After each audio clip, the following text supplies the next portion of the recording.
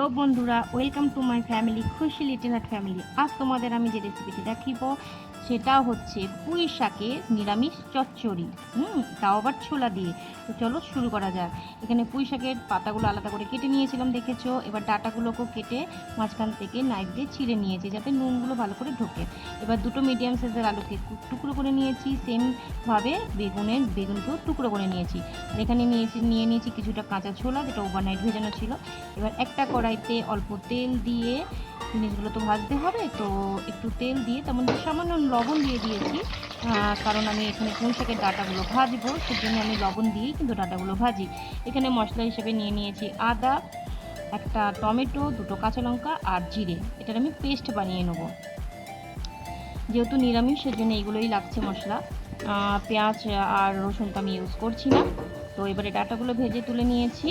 এবারে সেম তেলে আমি আলুগুলোও ভেজে নিয়ে তুলে নেব, একটু লাল লাল করে ভেজে নিয়ে তুলে নেব। তো আলুগুলো ভাজা হয়ে গেছে, এবার তুলে নিচ্ছি। এবারে আমি বেগুনগুলো ভেজে নেব লাল করে।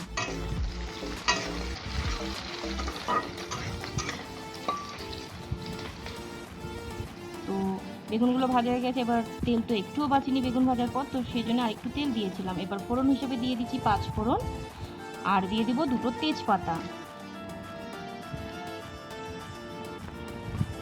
এবার ভালো করে নাড়িয়ে চাড়িয়ে নিলাম। 1-2 মিনিট পর আমি দিয়ে দিচ্ছি আদা, লঙ্কা আর জিরের পেস্ট।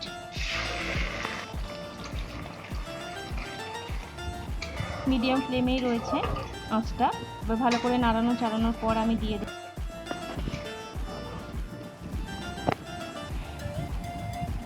এবার দিয়ে দিচ্ছি 1 চামচে ধনে গুঁড়ো, হলুদ গুঁড়ো, আর দিয়ে দেবো গোলমরিচ গুঁড়ো, আর দিয়ে দিলাম স্বাদ মতন লবণ। এবার ভালো করে নাড়িয়ে চাড়িয়ে নিচ্ছি।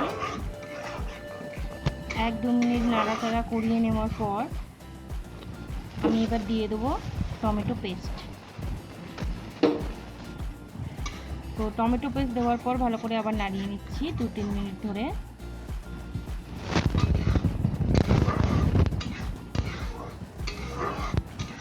এইবার দিয়ে দেবো কাঁচা ছোলা, যে কাঁচা ছোলাটা আমি ওভারনাইট ভিজিয়ে রেখেছিলাম, তো সেটা আমি দিয়ে দিলাম। এবার দেওয়ার পর এটাকেও আমি ভালো করে নাড়িয়ে নিচ্ছি। তো কাঁচা ছোলার সাথে এই মশলাটা আমি একটু ঢেকেই আমি একটু রান্না করব, কারণ কাঁচা ছোলাটা একটু সিদ্ধ হবে। তো আমি 3-4 মিনিট ধরে এইভাবে ঢেকে আমি এটাকে একটু কষিয়ে নেবো। কাঁচা ছোলার সাথে যে মশলাটা রয়েছে একটু কষিয়ে নেবো।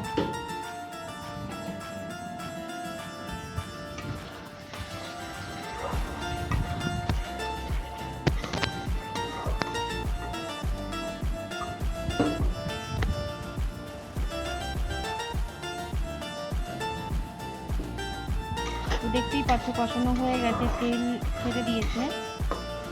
তো এবারে আমি দিয়ে দেবো আলু, বেগুন।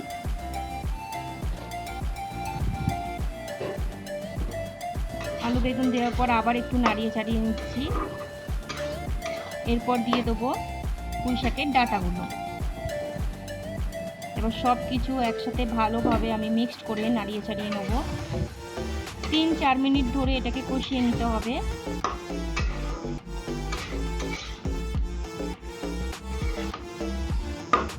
এখানে আমি জল ইউজ করব না। এবার এটাকে আমি ঢেকে একটু কষিয়ে নেবো। বারে বারে ঢাকনা খুলে নাড়াতে হবে, কারণ আলু আছে, ছোলা আছে, একটু সিদ্ধ হবে। তো এখানে আমি জল ব্যবহার করব না, কারণ পুঁই শাক পাতা থেকে যথেষ্ট পরিমাণে জল বেরোবে, সেটাতেই আমার রান্নাটা হয়ে যাবে।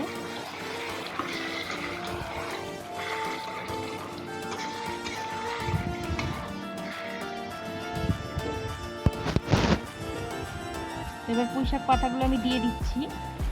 পুঁই শাক পাতাগুলো আমি আস্তে আস্তে করে দিয়ে দিচ্ছি। পাতাগুলো আগে থেকে ধুয়ে ভালো করে জল ঝরিয়ে রেখেছিলাম।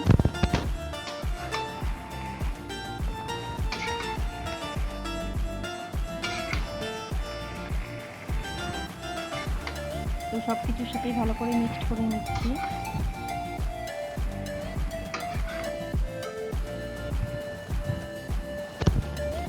সবাই একবার ট্রাই করবেন, কারণ এমনি তো এবার ঢেকে আমরা একটু রান্না করে নেবো 4-5 মিনিট ধরে।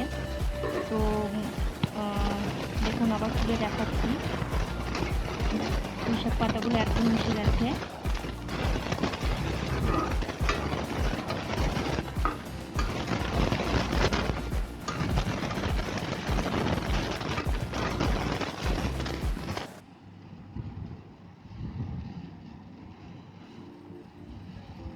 তো অনেকটাই জল বেরিয়েছে, পুঁইশাক পাতার জল থেকেই রান্নাটা আমার হয়ে যাচ্ছে। এবারে আমি দেখো আলুটা সিদ্ধ হয়ে গেছে, তো রান্নাটা আমার কমপ্লিট হয়ে গেছে। শুধু জলটা আছে, একটুখানি আঁচ ফ্লেমটাকে একটু বাড়িয়ে দিয়ে জলটাকে আর একটু মেরে নেব।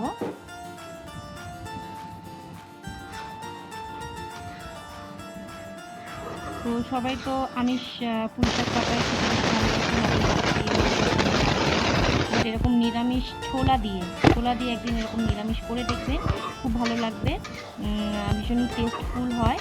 তো আমি তো মাঝে মাঝেই করি নিরামিষের দিনে যখন কিছু থাকে না। আর পুঁইশাক তো কার না খেতে ভালো লাগে, ভীষণই ভালো লাগে।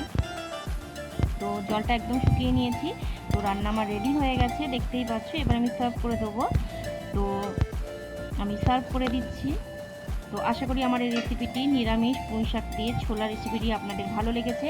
ভালো লাগলে প্লিজ লাইক কমেন্ট করে বন্ধুদের সাথে শেয়ার করে দেবেন।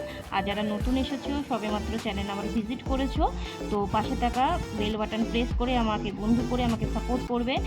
আর নোটিফিকেশান অল বাটন প্রেস করতে ভুলবে না, কারণ যখনই আমি ভিডিও দেবো সবার আগে নোটিফিকেশান তোমাদের কাছে গিয়ে পৌঁছাবে।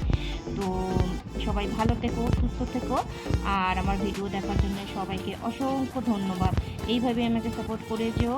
আর তোমাদের আমার ভিডিও দেখার জন্য সবাইকে মন থেকে অসংখ্য ধন্যবাদ। তো কেমন হয়েছে একবার লাইক কমেন্ট করে অবশ্যই জানাবে, আর বাড়িতে তোমরা একবার অবশ্যই ট্রাই করবে। তো আজকের মতন